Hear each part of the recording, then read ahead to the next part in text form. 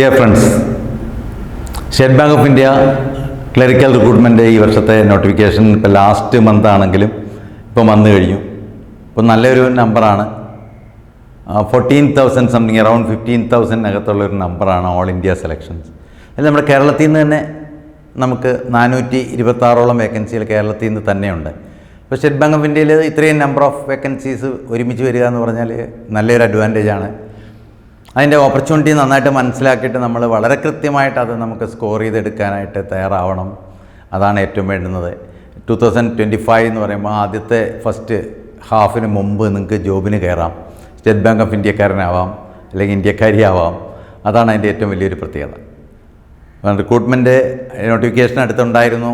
അത് കൂടാതെ തന്നെ അവർ ജനറലായിട്ട് ഇപ്പം നാഷണലിസ്റ്റ് ബാങ്കിലെല്ലാം റിക്രൂട്ട്മെൻറ്റ് പൊതുവെ കൂടാനാണ് ഇപ്പം ഫിനാൻസ് മിനിസ്റ്റർ ഇപ്പം ഒരു ടോക്സിലുണ്ടായിരുന്നു. ബാങ്കിങ് മിനിസ്റ്ററും ഫിനാൻസ് മിനിസ്റ്ററിൻ്റെയൊക്കെ ടോക്സിൽ കൃത്യമായിട്ടത് പറഞ്ഞിട്ടുണ്ടായിരുന്നു. അതിൻ്റെ മുന്നോടിയായിട്ടാണ് ആദ്യം ഈ റിക്രൂട്ട്മെൻറ്റ് വന്നത്. ഇനി ഇമ്മീഡിയറ്റായിട്ട് തന്നെ officer recruitment state bank of ഇന്ത്യയുടെ വരുന്നുണ്ട്.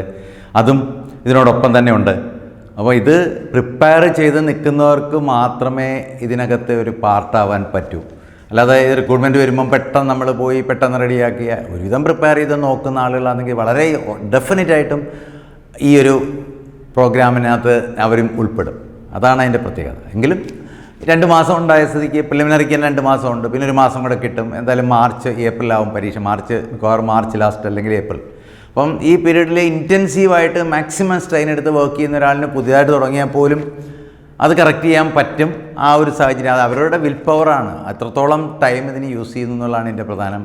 നോട്ടിഫിക്കേഷൻ്റെ ഡേ 2-3 ദിവസം മുമ്പേ തന്നെ നമ്മുടെ ഓപ്പൺ ആയിട്ടുണ്ട് സൈറ്റ്. ഇനി നിങ്ങൾക്ക് അടുത്ത ഒരു 7-ാം തീയതി വരെ അതിനകത്ത് അപ്ലൈ ചെയ്യാൻ പറ്റും.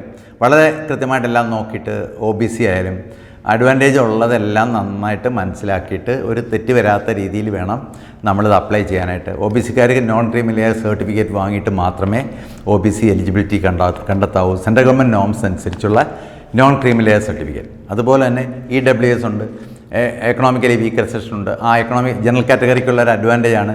അതിന് സെൻട്രൽ ഗവൺമെൻറ് നോട്ടിഫിക്കേഷൻ അനുസരിച്ചുള്ള എലിജിബിലിറ്റി കൃത്യമായിട്ട് നോക്കിയിട്ട് എലിജിബിളായിട്ടുള്ള ഒരാൾ തീർച്ചയായിട്ടും അതിനകത്ത് അപ്ലൈ ചെയ്തിരിക്കണം. അങ്ങനെയാണെങ്കിൽ കുറച്ചും കൂടെ കിട്ടാനുള്ള ചാൻസ് കൂടുതലാണ്. പിന്നെ പ്രിലിമിനറി 3 പേപ്പറേ ഉള്ളൂ, അറിയാം. ഇംഗ്ലീഷ്, പിന്നെ മാത്സ്, പിന്നെ അത് കഴിഞ്ഞിട്ട് ടെസ്റ്റ് ഓഫ് റീസണിങ്. ഇത് 3 35 ക്വസ്റ്റ്യൻസ് വീതം ടെസ്റ്റ് ഓഫ് റീസണിങ്ങിനുണ്ട്, ക്വാണ്ടിറ്റേറ്റീവ് ആപ്റ്റിറ്റ്യൂഡും ഉണ്ട്. അത് കൂടാതെ ഇംഗ്ലീഷിന് ഒരു 30 ക്വസ്റ്റ്യൻസ് ഉണ്ട്. ഇത്രയാകുമ്പോഴേക്ക് 100 മാർക്സിൻ്റെയാണ്, 100 ക്വസ്റ്റ്യൻസിൻ്റെയാണ്, 100 മാർക്സിൻ്റെയാണ്.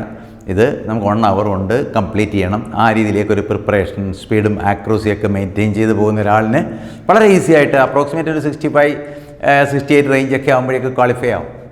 അതാണൊരു പ്രത്യേകത. ക്വസ്റ്റ്യൻ സിമ്പിളാണെങ്കിൽ അല്പം കൂടെ മേലോട്ട് പോകും. ക്വസ്റ്റ്യൻ ടഫ് ആണെങ്കിൽ അറൗണ്ട് 65, 68, 70 വരുവുള്ളൂ ക്വസ്റ്റ്യൻ ടഫ് ആണെങ്കിൽ. പിന്നീട് നമുക്ക് ചെയ്യാനുള്ളത് ഫൈനലിൻ്റെ കാര്യമാണ്. ഫൈനലാണെങ്കിൽ പ്രിലിമിനറി പ്രിപ്പയർ ചെയ്യുമ്പോൾ തന്നെ ഫൈനലിൻ്റെ പ്രിപ്പറേഷൻ തുടങ്ങണം. ഫൈനലിന് 4 പേപ്പറാണ്, അറിയാം. ഫൈനലിന് 4 പേപ്പറിൽ ജനറൽ അവയർനെസ്സും കൂടെ കൂടും. ജനറൽ അവയർനെസ്സാണ് സ്കോറിംഗ് പേപ്പർ. 45 മാർക്സോളം ജനറൽ അവയർനെസ്സിന് വാങ്ങാം. ജനറൽ അവയർനെസ്സിന് 45 മിനിറ്റ്സോളം 40 ക്വസ്റ്റ്യൻസ് ഉണ്ട്. 40 മാർക്സ് വാങ്ങാം. അതുപോലെ തന്നെ ഇംഗ്ലീഷിനും നല്ലോണം സ്കോർ ചെയ്യാം. ഇത് രണ്ടും ആകുമ്പോൾ തന്നെ നല്ല സ്കോറാവും. പിന്നീടാണ് മാത്സിനും റീസണിങ്ങിനും റീസണബിൾ വേയിൽ സാധാരണ കട്ട് ഓഫ് എല്ലാത്തിനും വരുമ്പം, ഇപ്പോൾ ഗ്രാമീൺ ബാങ്കിന് തന്നെ കട്ട് ഓഫ് മാർക്ക് വരുമ്പം 4-5 മാർക്കൊക്കെയാണ് എല്ലാത്തിനും ഉള്ളത്. അതേസമയം ടെസ്റ്റ് ഓഫ് റീസണിങ്ങിനും മാത്സിനും നമ്മളൊരു 10 എന്നുള്ള ടാർഗറ്റ് വെക്കുക, 10 മാർക്സ് ഈച്ച്. മറ്റേത് രണ്ടിനും മാക്സിമം വാങ്ങുക. ഇങ്ങനെ ഒരു സ്ട്രാറ്റജി എടുക്കുകയാണെങ്കിൽ വളരെ ഈസി ആയിട്ട് നമുക്ക് ഈ ഒരു ലെവലിലേക്ക് നമുക്ക് എത്താൻ പറ്റും. ഫൈനലിന് ആണ് ടാർഗറ്റ്. ഇപ്പം തന്നെ ഫൈനലിൻ്റെ പ്രിപ്പറേഷൻസ് തുടങ്ങണം. പ്രിലിമിനറിയുടെ റിസൾട്ട് വന്നിട്ട് തുടങ്ങാൻ്റെ സമയം കിട്ടുകയില്ല. അതാണ് ഓരോരുത്തരും നോക്കുന്നത്. അപ്പം ഇമ്മീഡിയറ്റായിട്ട് ഇപ്പം വേറെ എക്സാംസൊക്കെ മിക്കവാറുമൊക്കെ കഴിഞ്ഞതാണ്. ഇനി എക്സാം ഉള്ളതും വളരെ ഈസി ആയിട്ട്, കോമ്പറ്റീഷൻ വളരെ കുറവാണ്.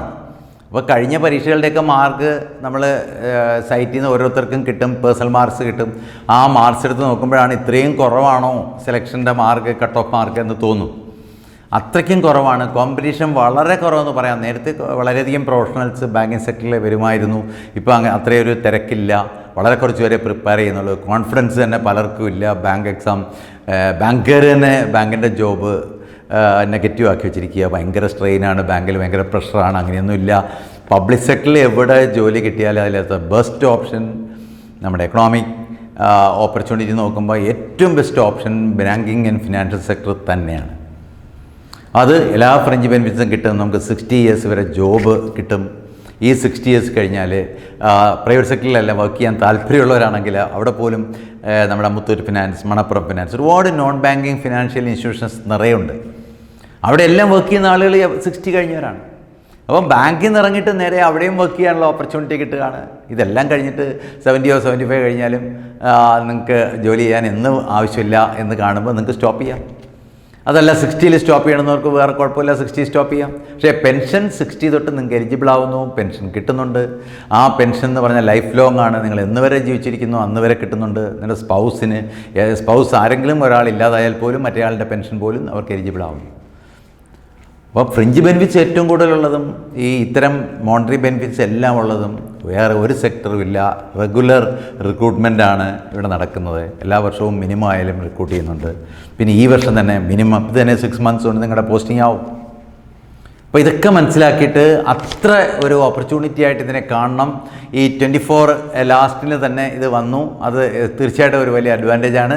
25യുടെ തുടക്കം നിങ്ങൾക്ക് വളരെ ഉത്സാഹത്തോടെ പ്രിപ്പയർ ചെയ്യാനും ആ ഫസ്റ്റ് ഹാഫിൽ തന്നെ നിങ്ങൾക്ക് സ്റ്റേറ്റ് ബാങ്ക് ഓഫ് ഇന്ത്യക്കാരനോ ഇന്ത്യക്കാരിയോ ഒക്കെ ആവാനുള്ള ഒരു നല്ല ഓപ്പർച്യൂണിറ്റിയാണ്.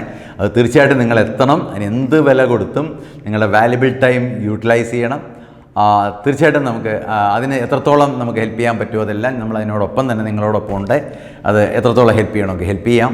ഇതൊക്കെയാണ് നമുക്ക് പ്രത്യേകിച്ച് ഈ ഒരു ഇയർ എൻഡിങ്, അടുത്ത ഒരു ന്യൂ ഇയർ, ഈ ന്യൂ ഇയറിന് ഇത്രയൊരു ഗിഫ്റ്റായിട്ട് നമുക്ക് ഈ ഒരു ഓപ്പർച്യൂണിറ്റി കിട്ടിയത്. ഇനി ഓഫീസേഴ്സ് റിക്രൂട്ട്മെൻറ്റ് ആകുമ്പോൾ സഫിഷ്യൻ്റ് ആവും.